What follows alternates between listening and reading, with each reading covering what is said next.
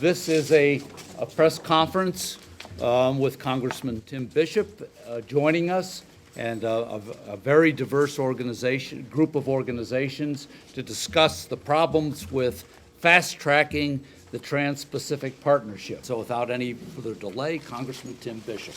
Let me thank Roger Clayman and the Long Island Fed and particularly Michael Gendron and the CWA for helping to bring us all together here this morning. And I'm honored to join my colleagues in labor and my colleagues in the worker advocacy community to both raise the issue of how important it is to stop both Fast Track Authority and the Trans-Pacific Partnership, and to to urge my colleagues in the Congress to do the very same thing. The principal obligation that I think all of us in public life have right now is to see to it that we help to create an economy that provides good, solid, middle-class jobs. And we have two interconnected, although distinct issues here. There is the issue of Fast Track Authority, which, as many of you know, was approved, most recently approved in 2002, and it expired in 2007. It is not necessary. You can negotiate a trade agreement without Fast Track Authority. However, having Fast Track Authority greatly facilitates the negotiation of trade agreements. So in this particular instance, and by the way, Fast Track Authority was last passed, as I said, in 2002. I was not a member of the Congress at that time, although that was during my first campaign, and I made it clear at that time that I would have voted no had I been a member of the Congress with the opportunity to vote. We've got two issues. One, with respect to the authority, Congress has to have a role. Congress has a constitutional role to play. And we are the ones responsible for representing the best interests of our constituents. And Fast Track Authority eliminates that role. So in and of itself, in my view, Fast Track Authority is detrimental to the interests of the people we represent, and particularly detrimental to the interests of middle-class workers. With respect to the Trans-Pacific Partnership, this is a trade agreement that we simply should not engage in. And I say that for three reasons. One, and I think most importantly, there is little question that it will accelerate the movement of jobs offshore. And we have a great deal of that already, a point that I'm going to return to in a second. But this partnership deals more so with service-related jobs than does NAFTA, for example, which was more about manufacturing jobs. And service-related jobs are the easiest jobs to move offshore. So from that vantage point, we should be resisting the TPP. From the vantage point of protecting the environment, this is also, in my view, something that takes us in the wrong direction. And then lastly, from the vantage point of the products we would be importing. We would be importing products that would not be subject to the same standards, the same consumer protections, the same quality control standards that exist in this country. So from every vantage point, from the vantage point of jobs, from the vantage point of the economy, from the vantage point of the environment, and from the vantage point of basically consumer safety and consumer protection, the Trans-Pacific Partnership is something that we should not be supporting. I'm one of about 130 colleagues in the House that signed a letter to the President a couple of months ago urging him not to pursue Fast Track Authority and not to pursue the Trans-Pacific Partnership, at least in its current form. This is an issue where I think we have some real opportunity for the Congress to weigh in and assert its will, but we need more members to join the 120 or 130 of us that signed that letter. Let me just make one last point and then I'll yield. One of the issues that I have been the most engaged in is the issue of stopping the offshoring of jobs, and particularly as it relates to the offshoring of call center jobs. And I'm joined by Michael Gendron from CWA, and CWA has been absolutely vital in this effort. We have lost 500,000 call center jobs in the last 5 years. 500,000 call center jobs have moved offshore. And so I am the principal author of a piece of legislation that has bipartisan support that would say to companies that if you want to offshore jobs, okay, but here's what your consequence is.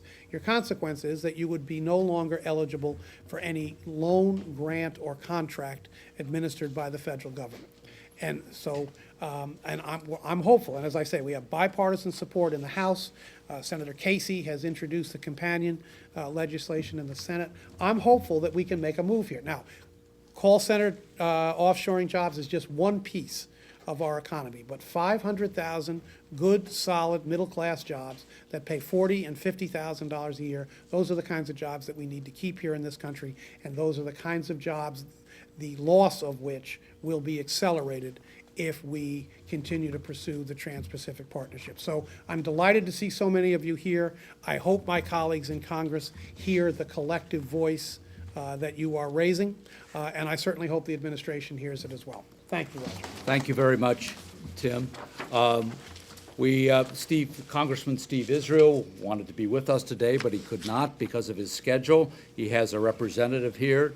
Harrison Foyer is representing Congressman Israel, who is, like Congressman Bishop, with us, has signed on to the letter authored by Rosa DeLauro, and is against fast track for TPP. I'd like to introduce Michael Gendron, who is the Executive Vice President of CWA Local 1108, who will give a perspective from the impact on jobs in the telecommunications industry. Thank you, Michael. Thank you, Roger. As Roger said, I'm Michael Gendron. I'm the Executive Vice President of CWA Local 1108. I want to thank Congressman Tim Bishop, Congressman Steve Israel, and all of the allied groups here to come out up against this country entering into another trade agreement that will do nothing more than have the effect of exporting millions of jobs overseas, shutting plants, wreaking financial ruin on our communities, as the previous trade agreements have done. And this trade agreement, Trans-Pacific Partnership, has been referred to as NAFTA on steroids. And one of the worst parts about this trade agreement is that it's presently being negotiated and bargained in secret with over 600 corporate leaders, leaders from Wall Street, with 11 countries that border the Pacific, with other countries just licking their chops to get in on this. All at the exclusion of our elected leaders in Congress, members like Congressman Bishop and Congressman Israel. And they're going to be asked to vote on this bill with a procedure called fast track, like Congressman Bishop said. Now, they're not going to be given prior information about the bill. They'll be asked to vote yes or no, blindly. And it'll take us years before we really find out what the impact of this trade agreement will be. One of the things that we do know is that any of the multinational corporations or the countries that are involved in this trade agreement will have the right to challenge any U.S. laws that protect our jobs and our work. Just like the one that Congressman Bishop talked about, the call center bill.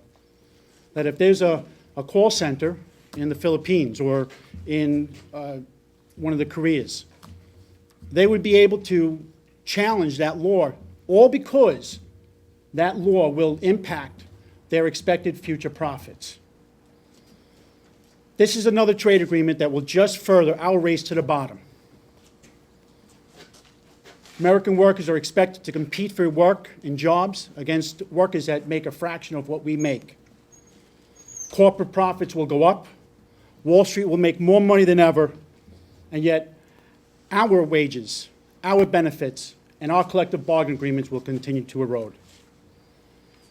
So the time is for this country to get into trade agreements that put American workers first. So I urge all the members of Congress to vote no on TPP, and I thank Congressman Bishop and Congressman Israel for standing strong with all of us. Thank you. I want to introduce from MoveOn.org, the regional director of MoveOn.org, Lisa Oldendorp, who will give us another perspective on the problems with TPP. Lisa? Thank you very much. Today I represent thousands of MoveOn members on Long Island who oppose Fast Track and the Trans-Pacific Partnership Agreement, as well as millions of MoveOn members across the country. Other speakers today will focus on the effects of Fast Track and TPP on American workers and their jobs and the environment. I would like to speak about how Fast Track will affect our democracy. In short, Fast Track legislation would allow the TPP and other trade agreements to be signed by the executive branch before the public ever gets the opportunity to review what's been proposed. It would then rush them through Congress, circumventing ordinary review, amendment, and debate procedures. It eliminates our time-honored system of checks and balances. Under Article 1, Section 8 of the Constitution, Congress has the exclusive authority to regulate commerce among nations. Fast Track is an undemocratic process, first used by President Nixon in 1973, that hands much of this authority over to the executive branch. The elements that Fast Track gives away to the President, U.S. Trade Representative Michael Froman, and 600 corporate advisors are the power to select trade agreements, the power to set the terms of these agreements, the power to sign the agreements before Congress votes for them, the power to write legislation that changes existing U.S. laws, the power to circumvent ordinary committee review. This legislation is submitted directly for mandatory expedited votes. I don't know about you, but I elected my representatives in the House and Senate so that they would have input on the laws and agreements that are passed in our country. I did not elect over 600 corporate advisors to make rules behind closed doors. These advisors are not accountable to the American people. Their only interest is corporate profit for their shareholders, not the health and welfare of hardworking American citizens. I want my representatives in Congress to weigh in on the whole text of the TPP and future trade agreements before they vote on them. I want them to have the right to make the changes that will protect the interests of the American people. Over 151 Democratic representatives in the House and 27 Republicans have publicly announced their opposition to Fast Track. They do not want to give away their constitutional authority over trade. Millions of Americans agree. We don't want over 600 unelected corporate advisors dictating our laws through trade agreements. This is undemocratic. It is sneaky, backdoor diplomatic legislation, and we the people firmly oppose and reject it. Both the public and Congress must have a role in establishing trade agreements. Good citizen groups must have some input to protect the public welfare. Opposing Fast Track is all about upholding the sovereignty of our national laws. Our laws should not have to comply with trade agreements made by unelected corporate advisors who do not represent we, the people. Thank you very much.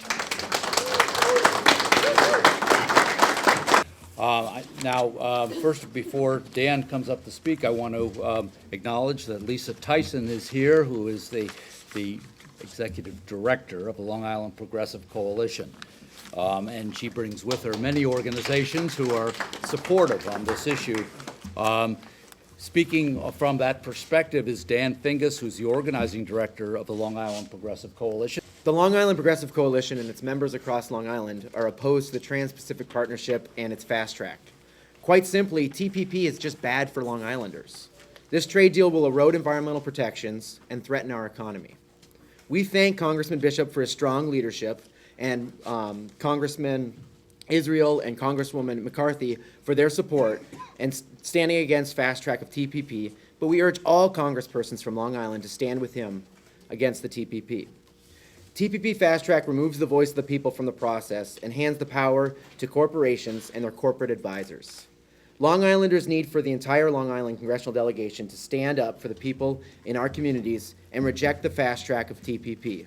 This huge trade deal is not only about trade. It's also about weakening bank regulations, eroding environmental protections, and threatening jobs on Long Island. Long Island cannot afford TPP. Thank you.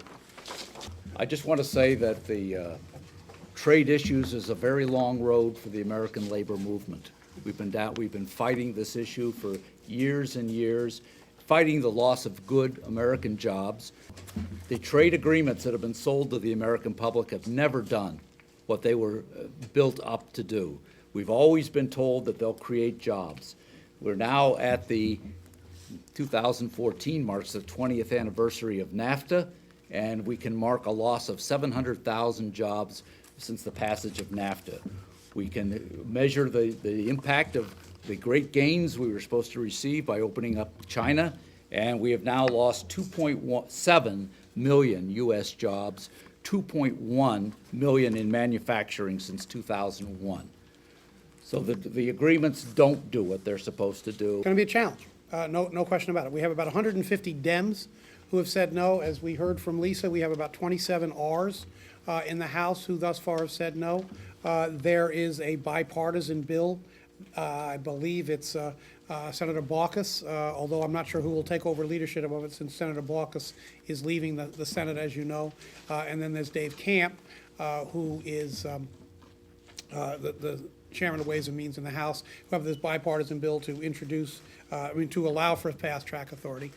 One of the things I think is going to be very important in the House is that Sandy Levin, who is viewed by both sides of the aisle as a leader on trade issues, has come out quite forcefully in opposition both to fast track and to Trade Promotion Authority, pardon me, and to the TPP.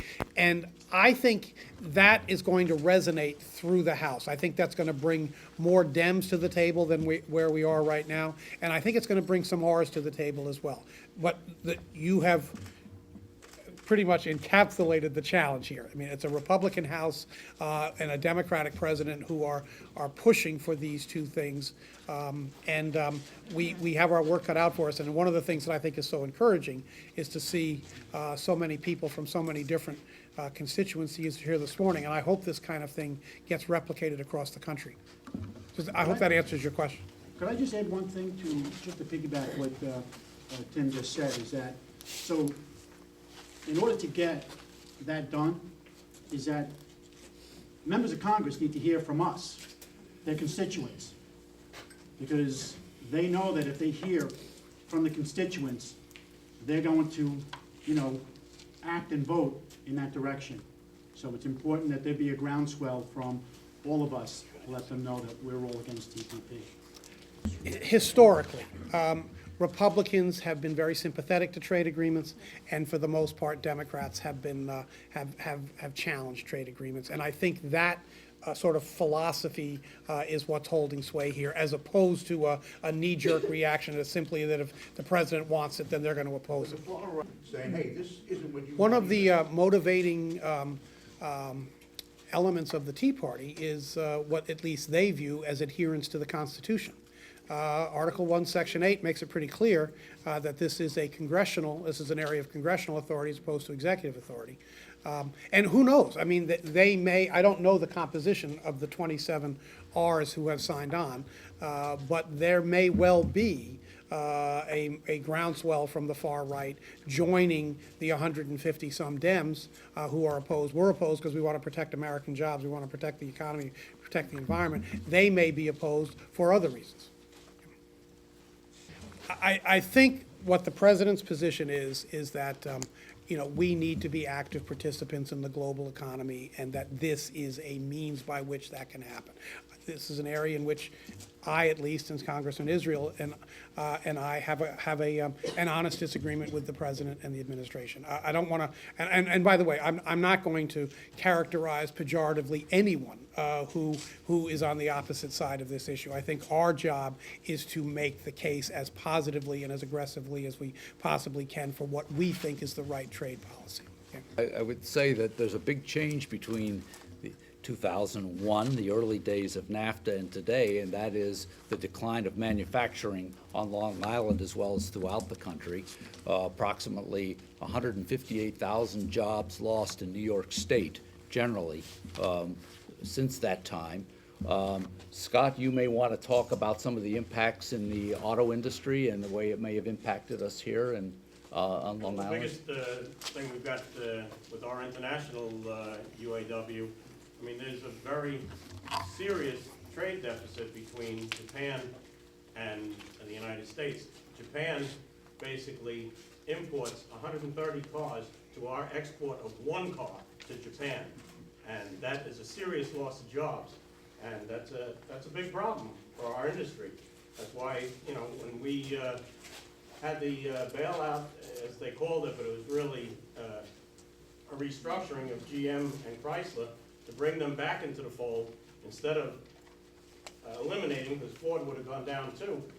We basically need to get jobs back into this country and not send all our jobs overseas. And this Trans-Pacific Partnership would do just that. It would send more jobs overseas.